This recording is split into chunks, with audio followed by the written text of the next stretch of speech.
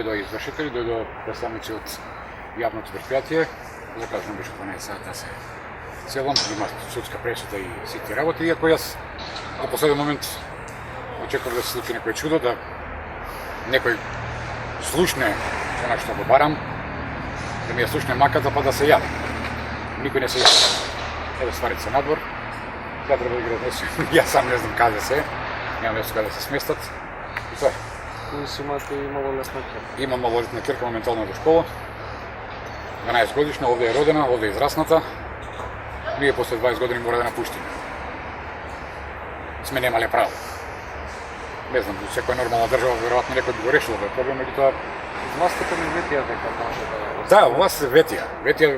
Власта вети во март месец 2010 година. Еве ја таа информација. Лице ви остануваат во својот стан. На кого да му верувам сега? На Груевски? Груевски не му верува на Заев. Ајде, не му веруваме на Заев. На Груевски дали можам да му верувам? Ова не сум му кажал јас, ова не го измислил новинар. Ова е кажано. Овде има изјава на тогашен министер, заменик министер за транспорт и врски, кој истото го кажа, дека Мицеви ќе остане. Мицеви после 4-5 години мора да го напушта станот затоа што станот бил на Министерство за одбрана и на Република Македонија. Има решение да се всели друга фамилија? Не знам дали има решение да се всели друга фамилија, меѓутоа се сомневам дека некој ќе се всели. Јас не знам, немам таков податок, али се сомневам дека некој ќе се всели. Па максимум не дладена. Мене не ми го дадоа да го откупам, затоа што рекоа дека е ова објект од временен карактер и не влегува во урбанистичкиот план и значи не е предмет на продажба, ни под закон. Гарантирам дека некој ќе се всели. Кажете ми кај ќе живеете сега? Сега се уште не знам точно каде ќе живеам.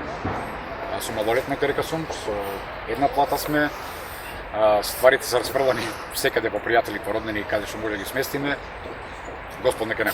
Пред неколку години имаше случај кога рековте дека бевте спремен да се запалите за да ја зачувате објектот кај што живеете.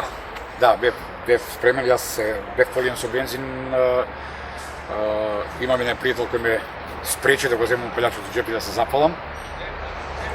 Меѓутоа, сега нешто размислувам. Овој проблем може ќе се решеше.